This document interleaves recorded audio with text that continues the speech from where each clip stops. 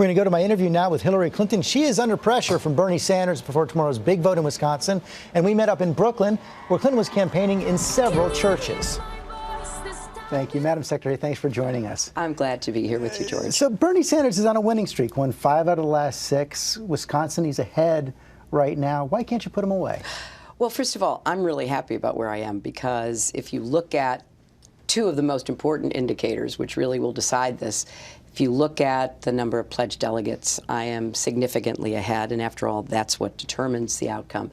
If you look at the popular vote, I have close to 9 million votes. That's 1 million more than Donald Trump and 2.5 million more than Senator Sanders. So I feel like we are really on a good path. But, you know, it's an exciting time in American politics because I think people are really tuning in and trying to figure out what we're going to do. And I think what I've said is we need to elect somebody based on 3 tests. Can you do things that are actually going to improve people's lives?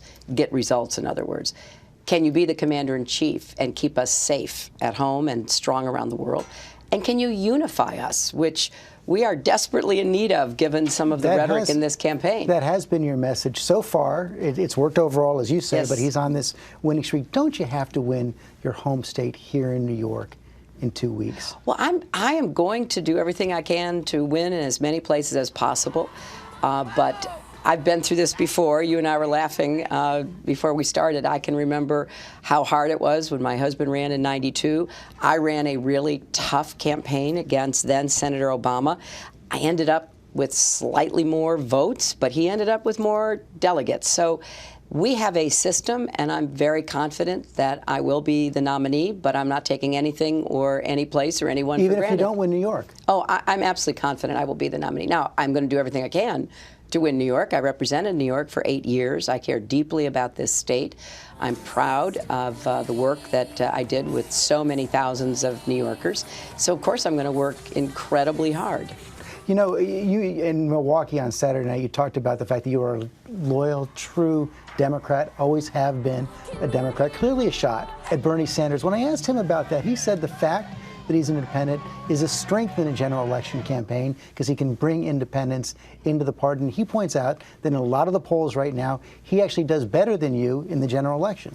Well, there are a lot of polls that say just the opposite, but polls this far out don't mean anything. I think what's important is not what somebody's theory is, but how many votes have you gotten? That's what we determine elections based on. And I also believe it's important that we elect more Democrats. I would love to see the Senate go back to being Democratic instead of having Republicans. You don't think he can do that? Who won't do their constitutional obligation. Well, there's no indication there's any interest there. I am committed to electing Democrats. I'm committed to raising money. I'm already helping to fund Democratic campaigns because at the end of the day, a president can do a lot, and I have a very robust agenda with big goals for our country, and I think I've got a track record of proven results.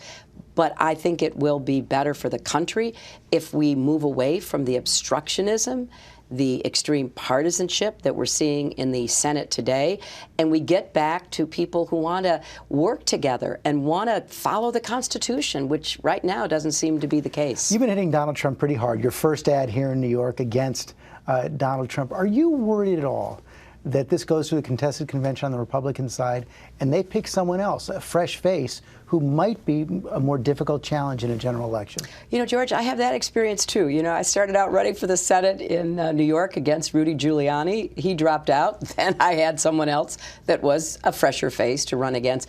I have no control over what the Republicans decide to do.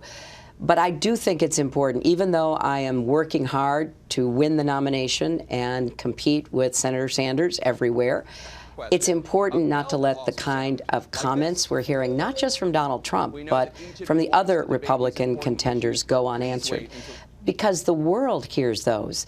A lot of people in our own country hear insulting comments about immigrants being called rapists and criminals, religiously profiling Muslim communities, and they wonder what is happening in our country. So while I am very focused on the primary and getting the number of delegates necessary to be the nominee, I'm going to keep standing up to Donald Trump, Ted Cruz, or anybody else who are saying things that are so contrary to who we are. That gets to my last test. Can you unify the country, or do you want to divide us even more than we already are? You and Bernie Sanders are going to debate in New York?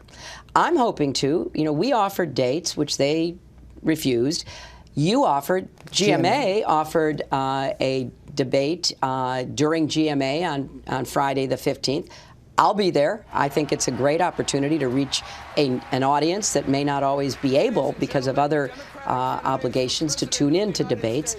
I understand there's a debate in the works for the night of the 14th. I will be there. So I want to debate, and I'm confident that we can work out a time to do that. Madam Secretary, thanks for joining us. Good to talk to you, George. Thanks. Well, that could be exciting if we get the debate. Very exciting. We will wait and see.